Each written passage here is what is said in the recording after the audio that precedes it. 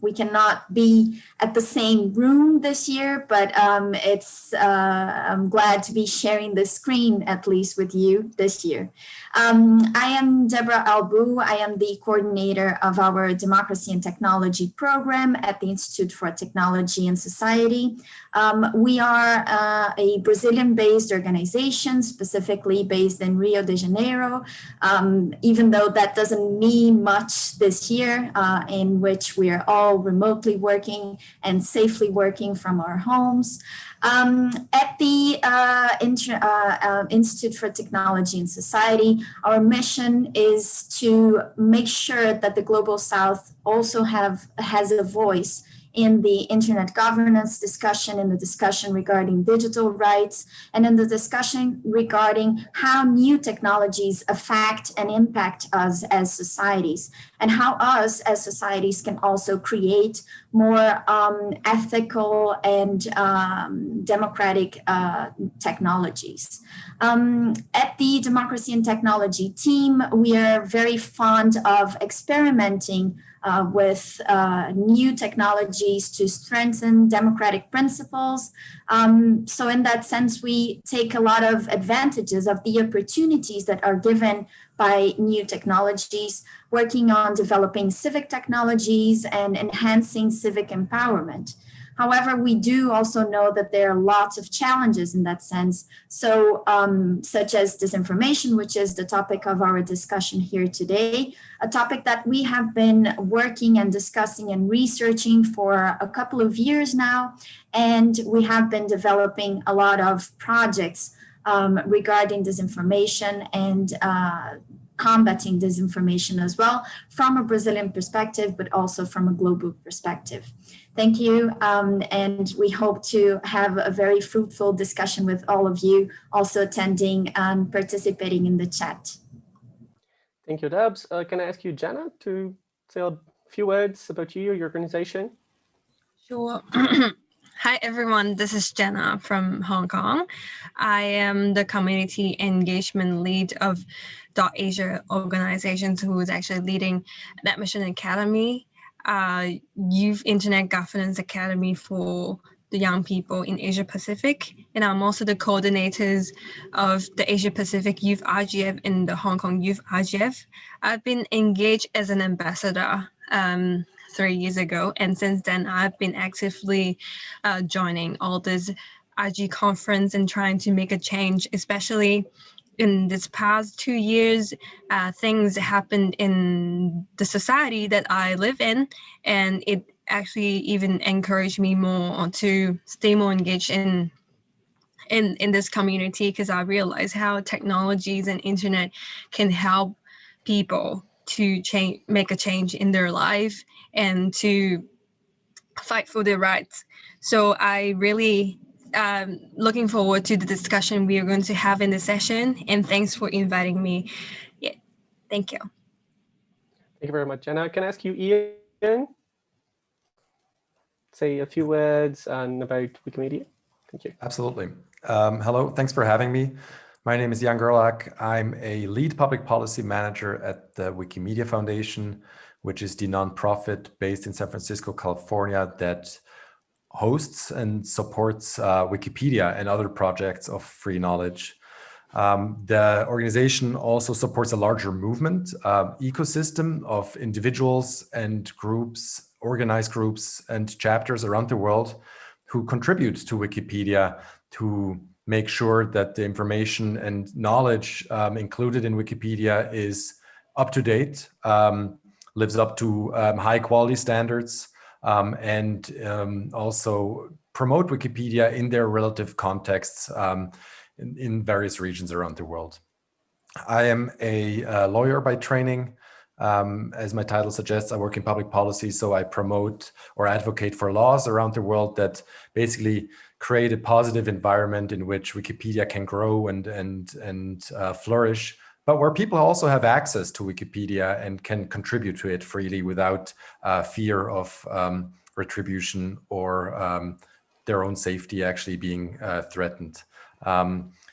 We come to disinformation with a pretty obvious connection. Many people go to Wikipedia actually when they try to find out what is true and what is happening in their country, what is on the news, or just want further information about a thing that they have heard. Like who is this person I see on the headlines? What is this concept that scientists are talking about, etc. So Wikipedia is a great place to actually use to combat disinformation in everyday life. And I'm really excited to be here and join this conversation today. Thank you, Ian. And now, Chris, can I ask you to say a few words? Sure. Hi, everyone. I'm Chris Tuckwood. I'm the executive director at an organization called the Sentinel Project. We're an NGO focused on assisting communities that are threatened by mass atrocities around the world. And in doing that, we place a strong emphasis on two things, one being direct cooperation with the people in harm's way, and then the other being the innovative use of technology, which can take a lot of forms, whatever tools are available and appropriate to address the drivers of risk in a given situation. And the connection with today's topic is that for several years now, we've been working on what we call misinformation management, because we've recognized that misinformation and rumors, along with things like hate speech and other such dynamics, are really significant drivers of instability in different societies, and can often also trigger violence and other sort of negative outcomes. So effectively countering them, both online and offline, is a really critical way to reduce the risk of this kind of instability and violence. Fantastic. Thank you, Chris. So we all have faced bots and automated tools in our trade, in our everyday lives as well. Have seen them being used to support disinformation and to help spread misinformation in general. But what about use the same tools in order to fight disinformation? And this is the question of today's workshop. And I would like to start asking Chris, since he's already started mentioning a little bit about what is the work that the Sentinel Project does. So you probably, when you're talking about humanitarian crisis and all the things that you're talking, like fighting against genocide, you probably have seen these tools being used in order to actually foster this malicious messages, disinformation in general. So what made you think about using this very same tools in order to fight? And what are the tools that you think that are important or at least useful in order to actually fight misinformation and, to a certain extent, achieve truth? To say that's our point today. So can you talk a little bit about that? Sure, I'll take a few minutes to try and address that.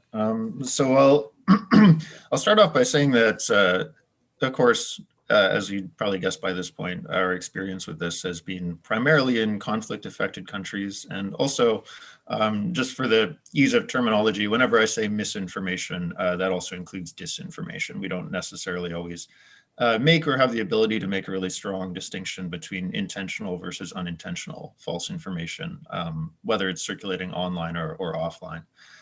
So, as we've already kind of, I think, established, rumors and misinformation can really drive the distrust and fear and hatred that destabilize societies and increase the risk of violence. And in our experience, we admittedly don't have really concrete evidence of any of the places where we've worked having, bots or other forms of automation being used as part of coordinated disinformation campaigns. That's not to say that it hasn't happened. It's just to say that it can be very difficult to identify when it is actually happening. But so from that perspective, as it stands right now, we kind of just treat all misinformation the same, although it's an open question and maybe something we can get into later and even hear from some of the audience members on whether or not it makes a difference in how we respond to things, whether it's disinformation versus misinformation. But I would say that generally speaking, our interest in this topic of starting to use, keep using the term bots, I guess, or forms of automation in countering misinformation is because we know that the adversaries, so to speak, the malicious actors who are trying to drive this kind of instability or manipulate populations or incite violence, are using, or at least have the potential to use, this technology. And especially as the kinds of countries that we work in start to become increasingly digitized, as is already happening. But as this reaches a larger scale in terms of people's online engagement and therefore online exposure to this kind of problem, the only way to respond to that potential risk is basically to respond in kind. It's almost like an arms race, I guess you could say. If there are malicious actors who are using automation to push out this sort of manipulative, fabricated content towards large numbers of people, and the only practical way is to try and use similar approaches, at least for monitoring and identifying those kinds of trends. How we actually then respond to it at the same kind of scale is another question entirely. But that's basically it. The interest in this technology is to increase our capabilities to keep up with the growing problem. Fantastic. You're quite right. This is a very interesting way of doing it, and to think it as fighting fire with fire to a certain extent.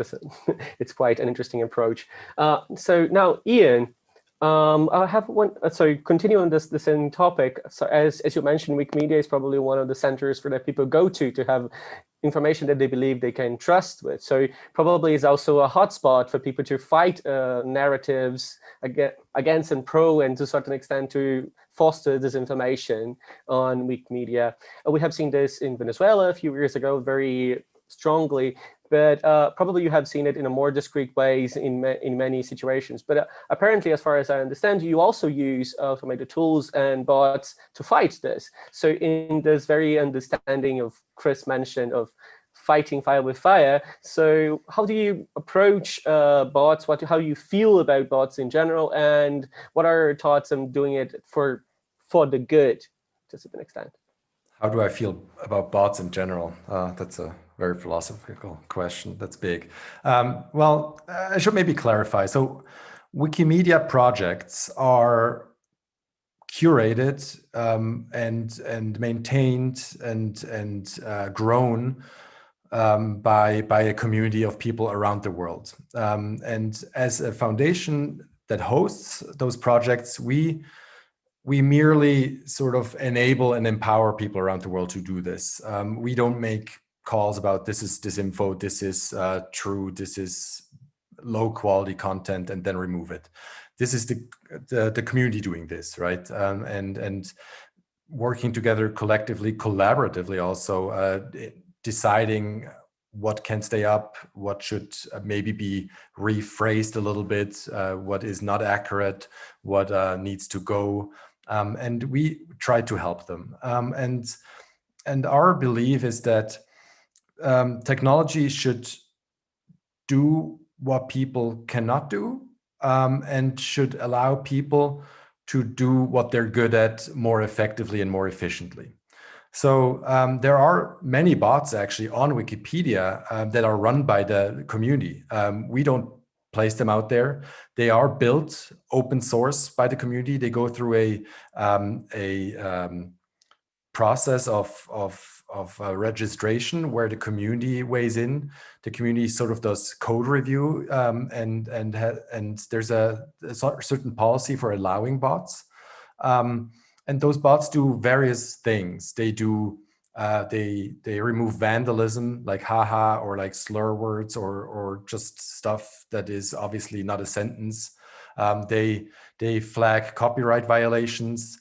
Others just say thank you and hello to newcomers, and yet others make sure there's no double linking between pages that refer to each other all the time, and stuff like that, which are the like smaller, tedious tasks, right? That would really be a waste of time for the editors if they did this all the time. And what this means is the bots actually free up time for the community to do the hard work. And the hard work, of course, is the ongoing decision making about what is good quality, what is accurate, what is verifiable, right? What is a good way to write neutrally about a person or an event. And that's where the community really spends their time, and that's what they want to do, right?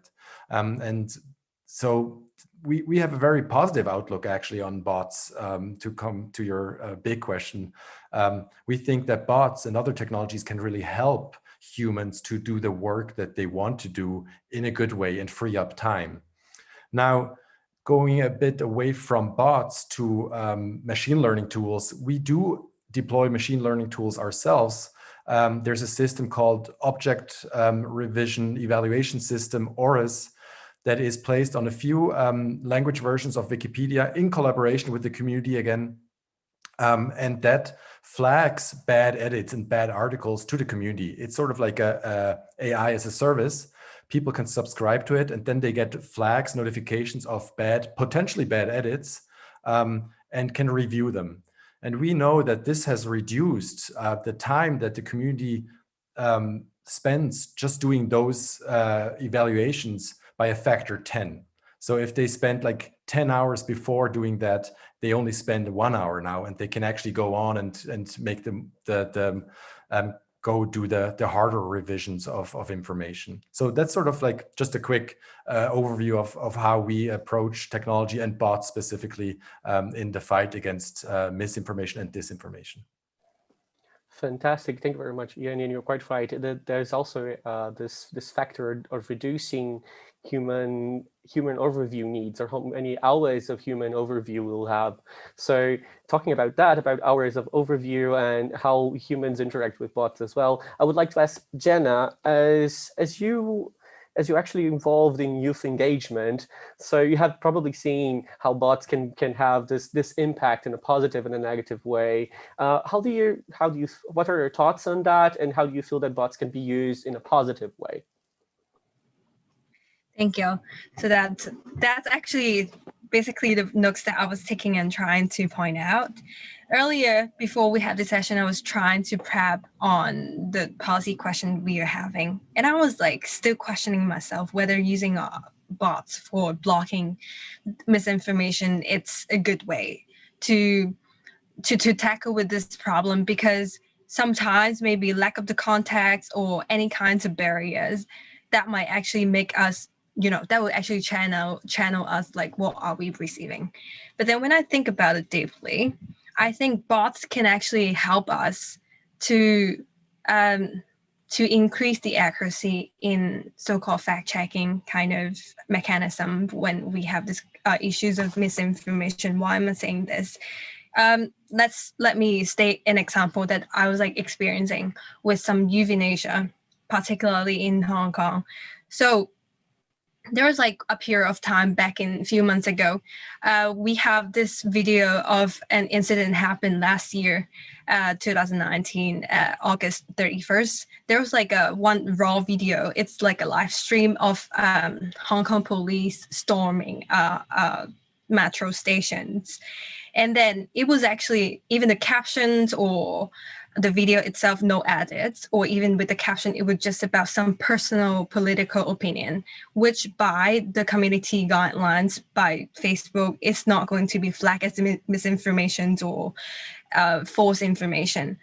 But it does, in fact, it did flag and got blurred by saying it's a false information, because somewhere else online, on Twitter or other platform, many people are trying to say that in China, police are trying to arrest people who got infected with COVID-19. So in this part, it's actually false. But the video itself is not related to what was and other information. But in this example, that video actually flagged as false information because of what was actually said on other platform. And this fact-checking platform actually write it really clear. It is not related, but then there's inaccuracy in this part. And then we write it to Facebook, and then that platform called Boom Live actually responded to it very accurately. But I think that was the thing we need to eliminate in the future, because if similar situation happen in the future, bad players might be abusing this kind of mechanism to try to channel what people try to limit how the disseminations of information, because they want to limit what kind of information you're receiving. So I think with bots, we can lower our dependence on certain fact-checking platform and our reliance on journalism in fact-checking, because that's something algorithm can help us to improve in accuracy.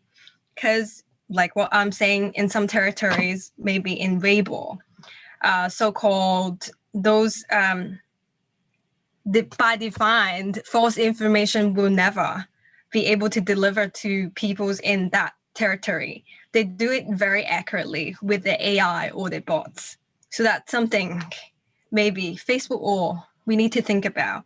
Because like earlier, before I finished my work and I headed back home to attend this session, I was like scrolling on my screen, on my social media screen, and I saw a post, people saying, whatever Donald Trump is posting right now, Facebook flag a notice saying Joe Biden is the potential candidate to be the next president, something like that. But it's kind of like irrelevant to whatever information on Facebook that is related to Donald Trump. So let's think about it. Of course, in some territories, they might want to block everything and hopefully to deliver certain information that they expect their audience to receive.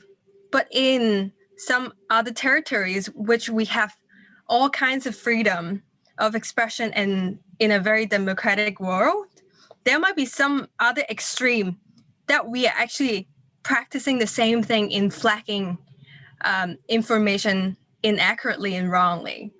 So I think that's the thing we also need to think about. Even if we're trying to do the same thing, whether we are doing something that is actually the same as another extreme that we are trying to avoid. I hope that my English can actually pull together what I'm trying to explain, and that's something I want to respond directly to your questions at this moment. And I hope that we will have some other interaction and respond, and I will talk a little bit more on some other aspect later. Thank you. Fantastic, Jenna. You're quite right. You have to, if you're using information to fight misinformation, you have to be careful if you're not in our fight, you doing ourselves disinformation to a certain extent, or at least blocking people's speech. So you're quite right that this is a topic that has to be addressed as well. So Debs, now it takes to you. Since we are coming from Brazil, we have seen it firsthand how you use misinformation or disinformation campaigns, even in election time. So and we have seen that IGF has developed one specific tool to fight that in a very particular way. So my question to you is, one, why using this kind of tools like bots and automation tools to fight disinformation? And what are your thoughts for that? And why to do this, and whether it has an impact in misinformation campaigns?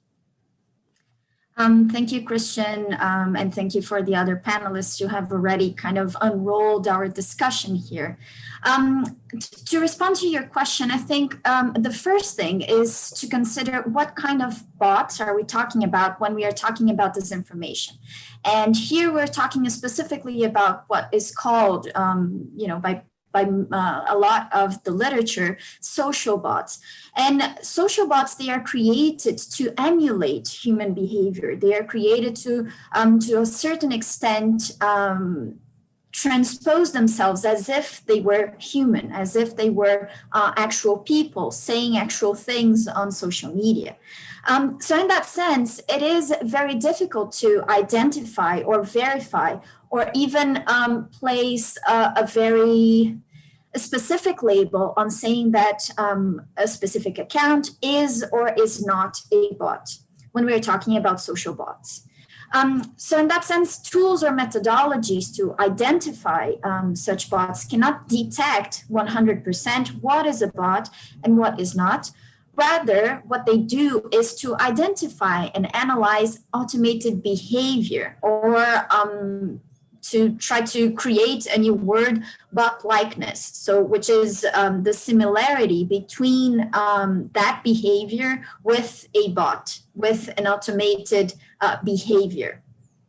So taking this into account, the Institute for Technology and Society has developed a tool called Pegabot, which is the name in Portuguese. In English, it would be something like a bot catcher. And it does work very similarly to other tools that at least the native English speakers can use more directly, such as Botometer or even Bot Sentinel. But what Pegabot does is not only to give a probability of a Twitter account being a bot or not. We give a percentage result of that probability based on an algorithm. So in one way, we are actually using automation to detect automation as well. But one of the main things for us with Pegabot is to give more transparency to the use of bots in social media. So we're not here to say that an account is or not a bot, but we are here talking about giving transparency to the use of automation and this sort of automation in social media. Our rationale is based on the idea that the more people know about the existence of bots online, the more they are aware to deal with maybe such impersonations, right? And I see a comment here on the chat that is really talking about this from Xavier. Here, he's talking about the idea that how we answer comments from bots is very different than the way we should be answering comments from humans. And our rationale is exactly that. We focus on transparency so that people understand how the algorithm works, how the results are given, and how this analysis comes to be. So one of the focuses of our newly launched website, by the way, is a page on transparency in which we literally disaggregate the algorithm criteria and all the parameters that are used to produce those results to give those probabilities so that people can better understand what those results mean instead of just taking a probability percentage into account and saying, oh, it's 78% bot, then it's a bot. No, the idea is that ultimately there is a person, a human, actually interpreting those results and as other panelists have spoken, summing up the ability that AI or automated processes, methodologies, and tools have. So it's about people plus automation that actually gives us a better result and a better understanding of how to deal with disinformation in social media. Thank you very much, Debs. And I think this is a very, very good segue for a second part, talking about different approaches. You have all mentioned different ways of different bots and different ways to fight misinformation with bots and fighting the bots that spread disinformation. So the question is, behind this, there's different ways of disinformation campaigns can happen. One can be more malicious, meaning disinformation itself, or in some ways less intentional, meaning a little bit more like misinformation in general. Do you think that we should use the same tools, the same automation, the same bots all the time, or they should have different approaches, different ways to deal with those two different levels of misinformation and disinformation?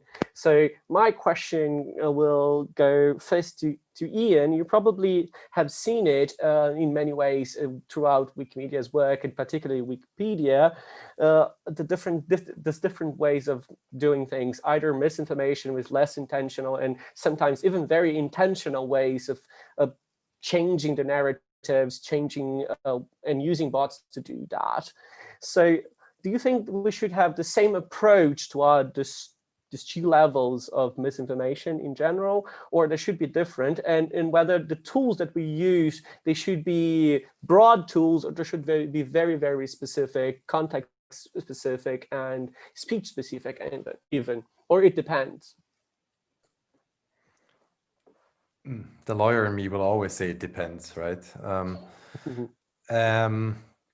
So on Wikipedia, to bring it back to that, I think it matters little to an editor whether something is deliberate, a deliberate disinformation campaign, or just somebody including a false statement from a maybe not so trustworthy newspaper. It's the ultimate goal is to provide verifiable and trustworthy information with a neutral point of view as well.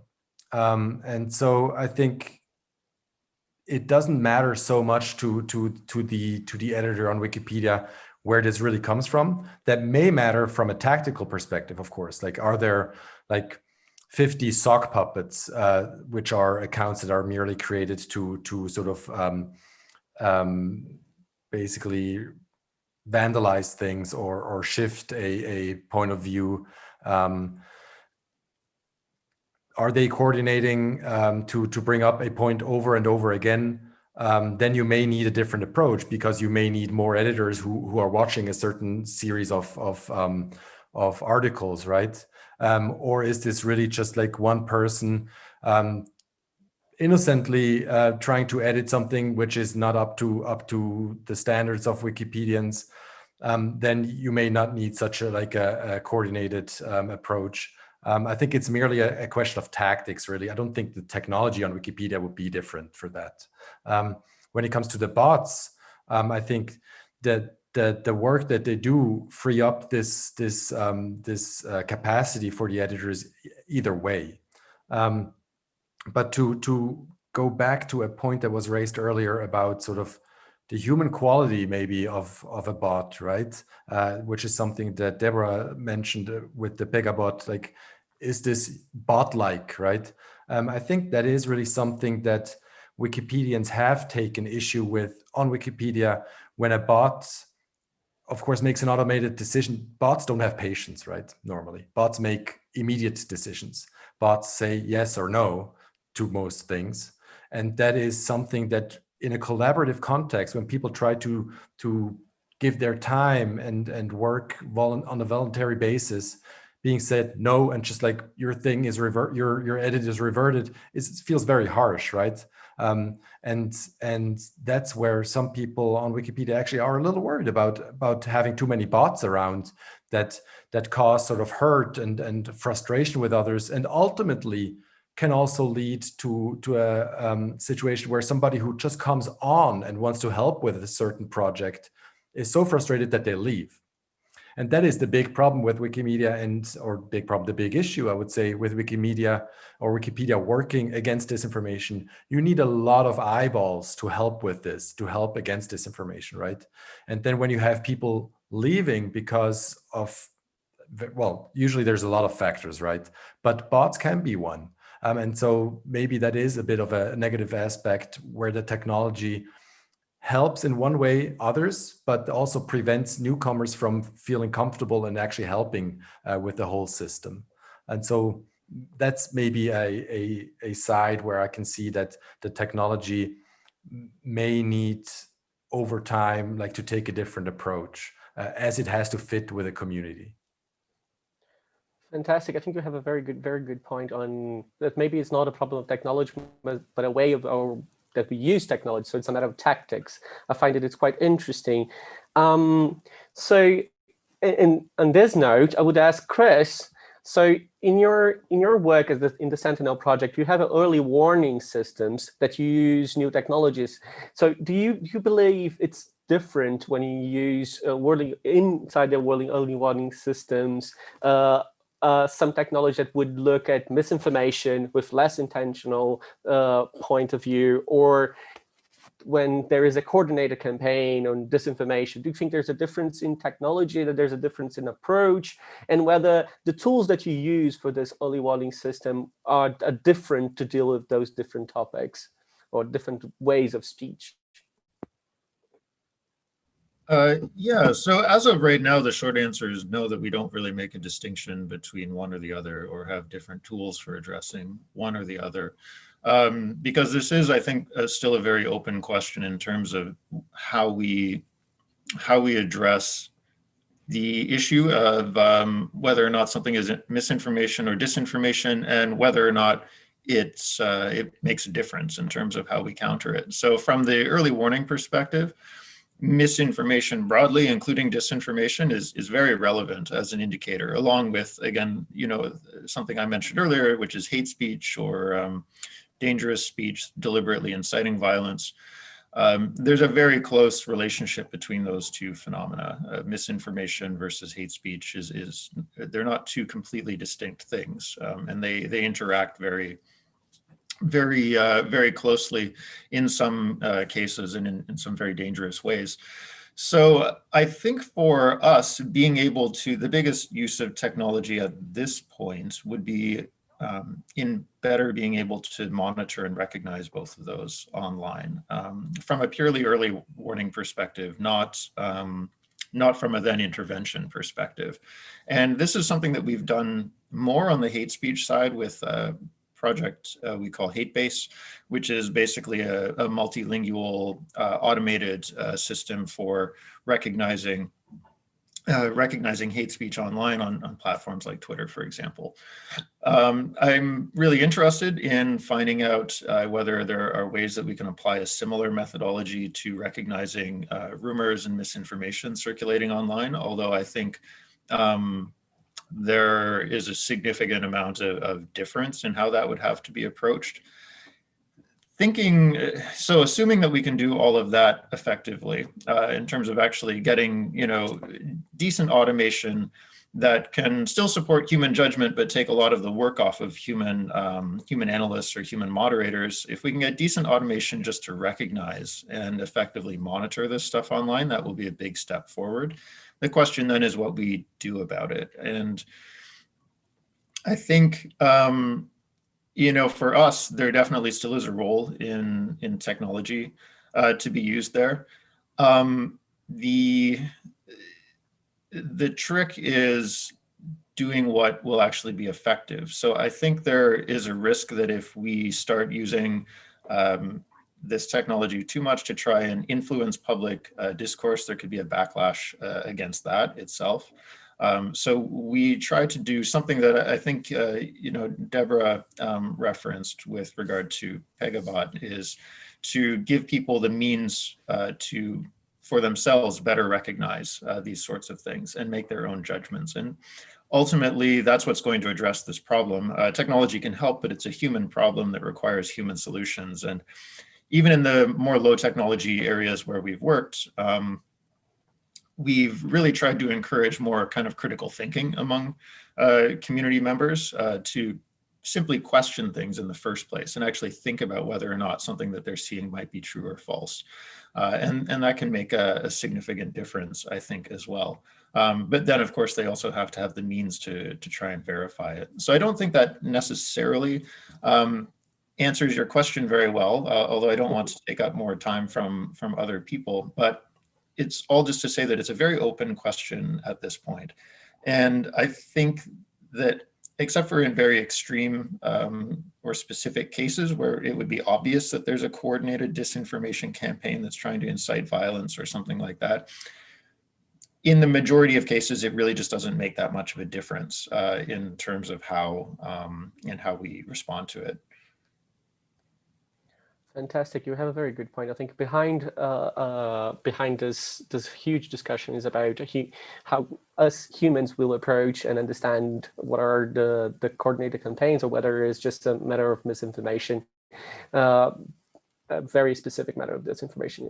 And on this note, I would ask Jenna, since you do a lot of this work and different engagement with different age groups, particularly with youth, do you think there is a different way of engaging with such tools? I mean, with bots and automated tools in general from different age groups, and whether we could have a very broad approach, since one of the things that we're going to do here is identify what it is a bot, what it is not a bot, what is misinformation, what is not misinformation, or at least to flag out this. Do you think there is a different approach for the different types of age groups, or it is a broad approach would be okay, or how do you would fashion the idea of having a tool for all ages, or it should be a tool for specific age groups or specific groups as well? How do you feel about this? Well, so first of all, I really am not a very technical person. So if you are asking me my opinion on, how to identify bots and stuff like that, I would say I'm not quite familiar with that. But then for sure, we will have this bot in tackling with what we are seeing on social media or online these days. So I can put a little bit on top of that. I personally think at our age, and from my own perspective, I do not think it's really necessary to have too many bots in controlling the information that we are receiving. Because like what earlier the other panelists say, it's actually very important to, use the human intelligence to actually educate people to judge whether, to judge whether the accuracy or whether this information is right or wrong. I think that's the very ideal way in making people think more critically, because it's not impossible, but what's the point of having bots or community moderators to moderate every single information's online to decide whether it's violent or it's right or wrong? Instead, I think the ideal way is to educate people. But then talking about using bots, I think more urgently, using it to underage will be more appropriate. Because right now, especially after the pandemic, very young kids need to get online when they're actually underage because they need to attend online class. And then the kids actually get online very easily. I don't know other places, but in Hong Kong, every young kids, even in primary school, they have get iPhone 6 or the latest model of this smartphone, and then they will lie about their age and get on social media, and then they'll receive information. And there's another thing: it's young kids or adults. We tend to it's actually basic human. We tend to listen to things that we believe we can trust. So what I'm trying to say is whether certain associations, initiative, or organization, they're trying to provide trustworthy information to prove this message or this information online it's right or wrong. People will still try to choose over something that they want to hear, and then and and and and that's the thing that will still make things maybe misleading because they're just listening to what they want to hear. And earlier was Chris was talking about using bots to deal with trying to deal with hate speech and conspiracy theory. Bots will try to, of course, we are working on it right now, trying to improve bots in tackling with all these issues. But I believe human intelligence we revolve even faster. People will come up with some new ideas to try to. So sometimes I feel like if we're working so hard in designing some mechanism or improving the algorithm to screen out things that we think this audience should not receive, but actually how harmful it is if these people are receiving this information if they can think critically, regardless their age. So I think for sure, young age, maybe we are trying to develop some system or mechanism to protect them from misleading information. But that's actually an assumption. We are trying to assume they're in a context that is actually democratic and totally free. But think about the other extreme. People can actually totally using this bots and mechanism to screen out what you can receive.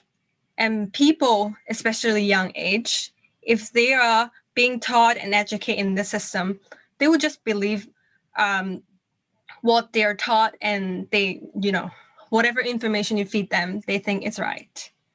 So I think that's the point we also need to think of, especially if we're in a territory that you deserve and you have totally freedom. Because think about that, some people they know what is happening in this world, but they can use this kind of system to try to limit certain group of people on what kind of information they're receiving. And this group of people might not know the information that they're receiving is actually wrong, because they are actually being taught the wrong is right. Yeah. So I think that's the point that I want to talk on this part in responding to your questions. Fantastic. Thank you very much. You have quite an interesting point talking about how humans interact with this different aspects of bots and all that. And this is a very interesting segue for the question that I'm going to ask Debs. So you were mentioning about the tools that are actually for media literacy. So these tools, they tend to be taught about being in general tools to make them everyone understand what it is about, what it is not, how to identify, how to monitor them. And do you think the same approach could happen all over the different types of tools that are used to fight disinformation? Do you think all of them should have, at least to a certain extent, a component of media literacy as well? Thank you, Chris. I think media and information literacy it's definitely not only about disinformation or misinformation, so to speak. It is about trying to make sense of a world in which the informational ecosystem is more and more complex, and that the volume of information is greater than ever. If we consider that now classic infographic of what happens on the internet every minute, it's overwhelming. Whenever I show this to people who are not from our environment, our community, people get completely overwhelmed. So in that sense, navigating that ecosystem is definitely about facing disinformation, misinformation, hate speech, and other forms of speech and human expression, and not only human expression. We're also talking about bot expression here. So in that sense, having media and information literacy as a basis or as a skill that we need for the future is not only about disinformation and misinformation, but it's also about how to navigate in this very complex world of information. Bots and AI, talking about a very, very broad general term for artificial intelligence, can help us then curate or select and even digest and consume information, making sense of this whole world of data out there. So it's not only about understanding which kind of information do we want to consume, what from which fonts, from which sources, but where are those filters coming from? If we do use AI to filter or curate information for us, which filters are we really using? If we do rely solely on algorithms from social media, for example, or social media platforms, it means that we do not have the control upon which or how this AI is working to select or curate information for us. Rather, there is a private entity with private interests doing that for us, and ultimately nudging us to keep on consuming a specific kind of information and only in those spaces. So I believe that even if we complement MIL, media and information literacy, with other approaches such as fact-checking, or even couple that with good regulation and good public policy, it is fundamental to have media and information literacy as the basic approach, because it is definitely going to have more impact as it promotes a deeper and cultural and societal transformation. So I would definitely go on the way to say that every tool or process has to be based on media and information literacy, for that matter, not only because of disinformation, but also because of the complex ecosystem of information that we live in. Fantastic. And I think this is quite an interesting segue for our final block of discussions. And there's one question that I find it can lead us to this direction. The question is, but isn't it naive to think that people always want the truth? So my question would go about the social risks of using such bots. I think Jenna started very well in the beginning talking about the risks of using bots to fight disinformation, and the bot itself would actually limit speech or itself move disinformation or spread disinformation. So my question actually is, do you believe it is possible, legitimate to use bots to fight disinformation? And shouldn't we be very well aware that people might have a right to say the wrong things, have a right to actually look at the wrong information, and how we can actually sort of make an equilibrium between using these tools for what we think is good, and how people actually have the rights to, be able to see whatever they want to see, and maybe, well, why not to say have a right to be misinformed if they actually want this. So how do you manage using such tools for the good, and how you think and whether you think this is legitimate, and what are the social risks of using it? Can we start with Jenna and then move around with all of us? For sure. I think using bots is a good way to eliminate certain things, such as the accuracy in fact-checking misinformation, disinformation. But I think using bots is also important for us to engage all stakeholder inside. Because think about it, if we highly and heavily depending on bots in tackling hate speech or disinformations, there must be certain group of people defining certain things to define, let's say, for example, define what is right, what is wrong, how we should improve this bot.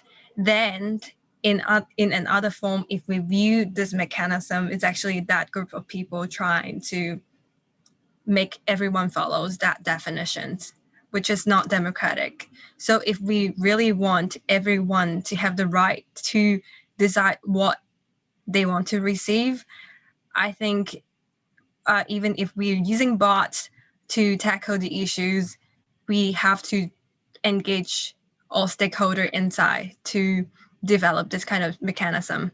But again, then there's like private entity having this kind of bots or initiative in tackling with this issue, then it comes to that discussion again on this privately owned public space.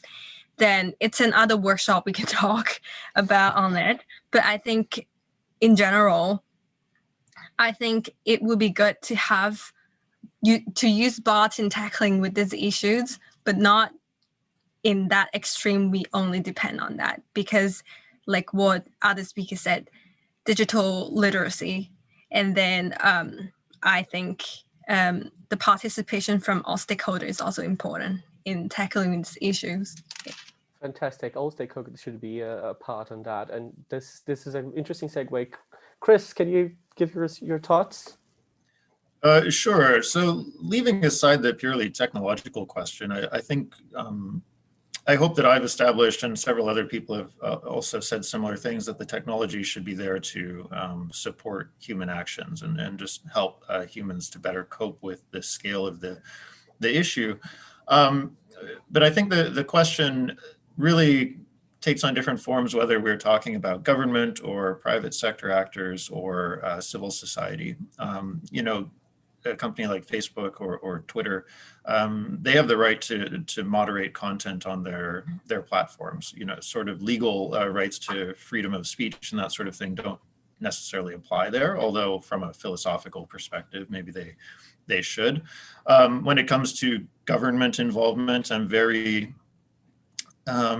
cautious about the sort of tendency for a lot of governments around the world to want to legislate this problem away and essentially take away, people's right to be wrong, so to speak, through, criminalizing the spreading of misinformation, which people may not even realize that they're doing. And often this is a sort of really just a sort of sneaky way, I guess you could say, of trying to cut down on freedom of speech and dissent and that sort of thing, because the government then, of course, gives itself the ability to be the arbiter of what is true and what is false, and what they think is false or want to say is false is illegal. So, we could go into this in a lot more detail, and unfortunately I haven't got time for it, but I do just want to kind of leave on that note of caution that the technology is there to be used by different parties, but we all have different responsibilities in doing that. And as much as possible, we should do it in the least restrictive way for sort of the marketplace of ideas. Thank you very much, Chris. Ian? Yeah, what to add to that? I just want to plus one that actually, but also I think the typical Wikimedia approach to all of this is always transparency, right? Any article on Wikipedia has a so-called talk page where you have that little discussion button up there, and you can see how people have actually made changes and why they explain them, and I think that is really helpful. Speaking about media literacy, right? Like understanding how a decision has been made about content. The same thing happens in newsrooms, right? Around the world. And whatever technology we deploy, be it a bot that is run by the community or ORIS, which is the system that we run that I mentioned before, we really believe in explainability as well and audits, right? So like it should be open to anyone to like really look under the hood and understand this. Granted, you might need some technological understanding, right? But there is this understanding out there. It's not just a black box. People can look into it. And I think once that is there, once you comply with a few rules around transparency and auditability, I think technology can be a really good tool to help fight misinformation. And it'll require a mix of tools, right? There's not just one silver bullet, to use that worn out metaphor, but there's really a mix of tools and also people's contributions that will help in this fight. Fantastic, thank you very much. And Debs, can you wrap it up for us? What are your views on that? Or 2 minutes? Thank you, Chris, and thank you for the other panelists to kind of laying out the way for me. I think when we talk about truth and the right to be wrong, we are definitely talking about very philosophical questions and philosophical questions that have been discussed for a couple of thousands of years. So not going on that route because we don't have the time for that, I think ultimately is a matter of power. Who is saying and who is pointing out what is right and what is wrong? In what position of power are those people or institutions in, so that they can be the sort of like the fortress holders of what is true and what is not? So I would ultimately go with a very Foucauldian approach to this, talking about power and saying that it is very important that we do take power relations into consideration when talking about the right to be wrong. We're not talking about necessarily individuals' right to be wrong, but also institutional right to be wrong. And I think I'll leave it on that and give it back to you, Chris.